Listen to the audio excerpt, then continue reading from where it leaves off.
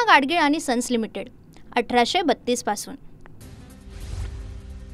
जांबूत पिंपरखेड परिसरातील नरभक्षक बिबट्यांना गोळ्या घाला, खासदार अमोल कोल्हे यांची मागणी। तर कोल्हे यांचं मुख्य वनसंरक्षक आशिष ठाकरे यांना पत्र। नागरिकांच्या संरक्षणाच्या दृष्टीने उपाययोजना कराव्या, यासाठी सरकार दुर्लक्ष करते असा आरोप। 15 दिवसांमध्ये 3 जणांचे जीव गेले, आमची सहन करण्याची ताकद संपली। जुन्नरचे आमदार शरद सोनवणे आक्रमक, बिबट्याचा बंदोबस्त करण्यासाठी शूट ॲट साईटची शासनाने परवानगी द्यायला हवी, तातडीने मुख्यमंत्र्यांनी केंद्रासोबत बैठक लावावी, सोनवणेंची ही मागणी।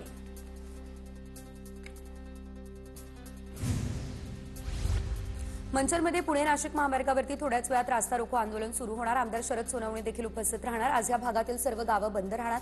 दरम्यान करा किंवा मरा या भूमिकेत आंदोलनाच्या पावित्र्यात। मंचरमध्ये आक्रमक ग्रामस्थांचं पुणे नाशिक महामार्गावर मुलाचा मृतदेह ठेवून आंदोलन। 8 तासांनंतरही वनमंत्री किंवा पालकमंत्री न पोहोचल्यानं नातेवाईकांकडून संताप व्यक्त। शिरूरमधल्या पिंपरखेडमध्ये बिबट्याच्या हल्ल्यामध्ये मृत्यू पावलेल्या बालकाचा मृतदेह शवविच्छेदनासाठी मंचर रुग्णालयामध्ये। संतप्त ग्रामस्थांकडून मृतदेह ताब्यात घेण्यास नकार, बिबट्यासंदर्भात निर्णय होत नाही तोपर्यंत अंत्यविधी करण्याचाही ग्रामस्थांचा नकार।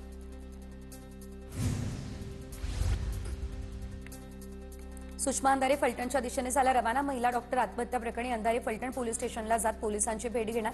फलटण शहर पोलीस ठाण्यामध्ये पोलिसांचा मोठा बंदोबस्त। एसआयटीच्या प्रमुखपदी पोलीस अधिकारी तेजस्वी सातपुते यांच्या नियुक्तीवरही अंधारेंचा आक्षेप। रणजित निंबाळकर यांची आता फलटणमध्ये आज सायंकाळी 6 वाजता जाहीर पत्रकार परिषद। ज्यांना आरोप करायचे आहेत तर त्यांच्यासाठी व्यासपीठ आणि खुर्च्यांची व्यवस्था असणार, अशी देखील माहिती। इलाका तुम्हारा धमाका हमारा, रणजित निंबाळकरांनी ज्यांना आरोप करायचे त्यांनी पत्रकार परिषद देण्याचं आवाहन केलं आणि त्यानंतर तुम्हीच 10:30 वाजता या, अंधारेंचं निंबाळकरांना प्रत्युत्तर। नाईक निंबाळकरांच्या 27 पिढ्यांच्या नावाची अब्रू घालवली, रामराजे नाईक निंबाळकर यांची रणजितसिंह निंबाळकरांवर टीका। फलटण महिला डॉक्टर आत्महत्या प्रकरणी रणजितसिंह निंबाळकर यांच्यावर टीका। दरम्यान माध्यमांसोबत संवाद साधलाय। टाक मला तुरुंगात, तुला तुरुंगातून थर्ड लावेन, रामराजे निंबाळकरांचा रणजितसिंह निंबाळकर यांना इशारा। तर सभापती असताना मला खंडणी प्रकरणामध्ये अडकवण्याचा प्रयत्न, रामराजे निंबाळकर यांचा गौप्यस्फोट। महिला आयोग नाही ते महिला आयोग आहे, महिला आयोगावरची व्यक्ती राजकीय फायद्यासाठी एखाद्यावरती गलिच्छ टीका करते। फलटण प्रकरणावरून सुषमा अंधारेंचा रुपाली चाकणकरांवर निशाण। राज्यातील सर्व डॉक्टर संघटनांचा आजपासून कामबंद आंदोलन करण्याचा निर्णय। डॉक्टरांच्या सर्व संघटना कामावर बहिष्कार टाकणार असल्यानं राज्यातील संपूर्ण आरोग्य सेवा कोलमडण्याची शक्यता। फलटणमधील महिला डॉक्टरच्या मृत्यूनंतर चौकशी योग्य दिशेने होत नसल्याचा आरोप।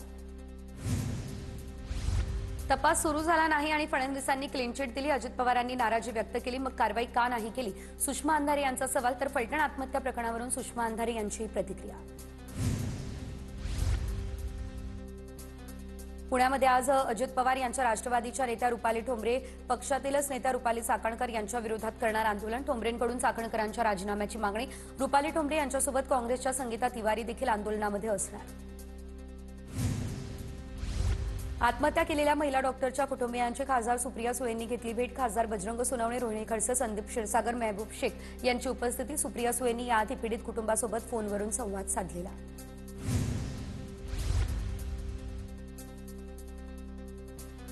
उद्धव ठाकरे यांची आज दुपारी 12:30 वाजता मातोश्रीवरती पत्रकार परिषद। मतदार यादीतील घोळाबाबत माध्यमांसोबत साधणार संवाद।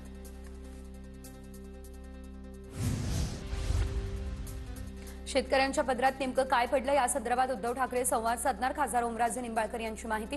उद्धव ठाकरे 5 नोव्हेंबरपासून आता मराठवाड्याच्या दौऱ्यावर। आशिष शेलार आज पत्रकार परिषद घेणार। सत्याच्या मोर्चाविरोधात आपली भूमिका देखील मांडणार, मोठे गौप्यस्फोट करणार, अशी शेलारांची माहिती।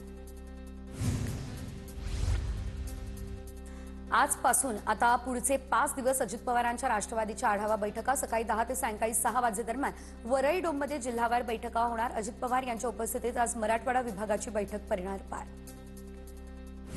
स्थानिक स्वराज्य संस्थांच्या निवडणुकांमुळे नागपूरमधील हिवाळी अधिवेशन 10 दिवस पुढे जाण्याची दाट शक्यता। अनौपचारिक चर्चेमध्ये मंत्री चंद्रशेखर बावनकुळेंची ही माहिती। नागपूरमधील कृषी मंत्री दत्ता भरणे यांच्या सरकारी बंगल्यासाठी तब्बल 1 कोटींपेक्षा जास्त खर्च। राज्यातील शेतकरी संकटात, मात्र कृषी मंत्र्यांच्या बंगल्यावर होणाऱ्या उधळपट्टीवरती टीकेची जोर।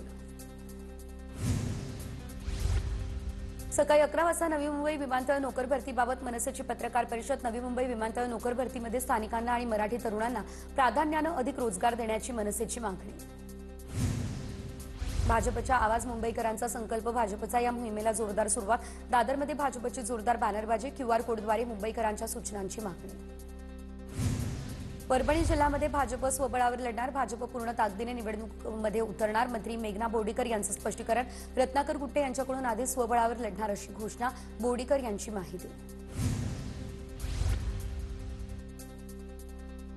नाशिकमधल्या शरद पवार यांच्या राष्ट्रवादीचे नेते उदय सांगळे आज भाजपमध्ये प्रवेश करणार। उदय सांगळे यांनी मंत्री माणिकराव कोकाटे यांच्या विरोधात विधानसभा निवडणूक लढवलेली। गिरीश महाजन आणि रवींद्र चव्हाण यांच्या उपस्थितीमध्ये पक्षप्रवेश पडणार पार।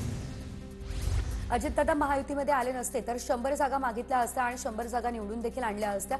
जळगावमध्ये कार्यकर्त्यांना मार्गदर्शन करताना मंत्री गुलाबराव पाटील यांचं वक्तव्य।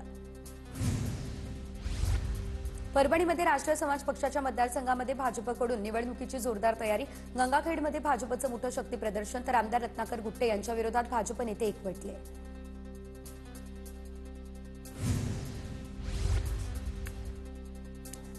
धुळे शहरामध्ये अजित पवार यांच्या राष्ट्रवादीकडून सुकाणू समिती जाहीर। समितीच्या प्रमुखपदी एमएम मधून आलेल्या फारुख शहा यांची निवड। राज्यातील साखर गाळप हंगामाला शनिवारपासून सुरुवात झाली। त्यानंतर पहिल्याच दिवशी 28 साखर कारखान्यांना गाळप परवाने। साखर आयुक्तालयाच्या स्तरावरती आणखी 33 कारखान्यांच्या परवान्यासाठी तपासणी। 2 दिवसांमध्ये यासंदर्भातला निर्णय होणार। नागपूरमधील बोगस कागदपत्रांच्या आधारे शालार्थ आयडी घोटाळा प्रकरण। सायबर पोलिसांकडून 672 शिक्षकांविरोधात गुन्हा दाखल। 672 बोगस शिक्षकांकडून वेतनाची वसुली करण्यासाठी सायबर पोलिसांची न्यायालयात मागणी। खासदार सुप्रिया सुळे यांची पंजाबच्या मुख्यमंत्र्यांसोबत चर्चा। सिकंदर शेखवरती पंजाब पोलिसांनी केलेल्या कारवाईसंदर्भात चर्चा। सुप्रिया सुळेंनी व्हॉट्सअप स्टेटसवरून दिली माहिती। नागपूरमध्ये परिवहन सुविधेचे सक्षम जाळे उभारणार। नागपूरचे पालकमंत्री चंद्रशेखर बावनकुळेंची माहिती। 650 गावांसाठी इलेक्ट्रिक बसची सुविधा सुरू करणार, बावनकुळेंची ही माहिती। नागपूरमध्ये महिला अत्याचाराच्या घटनांमध्ये वाढ, रोज 4 घटनांची नोंद। माहितीच्या अधिकारातून ही धक्कादायक बाब समोर। 2022च्या तुलनेमध्ये महिला अत्याचाराचे गुन्हे सातत्यानं वाढले। भारतीय महिला संघाला बीसीसीआयकडून 51 कोटींचं रोख बक्षीस। बीसीसीआयचे सचिव देवजित सैकिया यांनी केली बक्षिसाची घोषणा। जालन्याच्या बदनापूर या ठिकाणी दाभाडे चिखलीमध्ये अवकाळी पावसाची हजेरी। कापूस पिकासह शेतातील मक्याचं मोठ्या प्रमाणात नुकसान। अकोल्यात शेतकऱ्यांच्या खात्यात थट्टा करणारी रक्कम जमा झाल्याचं प्रकरण। अकोट तालुक्यातल्या दिनोडामध्ये शेतकऱ्यांच्या खात्यामध्ये 3, 8, 13 आणि 21 रुपये अशी थट्टा करणारी रक्कम झाली जमा। आज केंद्रीय कृषी मंत्र्यांच्या उपस्थितीमध्ये बैठक होणार। शासनानं शेतकऱ्यांसाठी दिलेला मदत निधी बँक खात्यावर न टाकणाऱ्यांवरती कारवाई करणार। राज्याचे पणन मंत्री जयकुमार रावल यांचा इशारा। धुळ्यातील एका कार्यक्रमामध्ये बोलत असताना रावल यांचा हा इशारा। पूना गाडगीळ आणि सन्स लिमिटेड 1832 पासून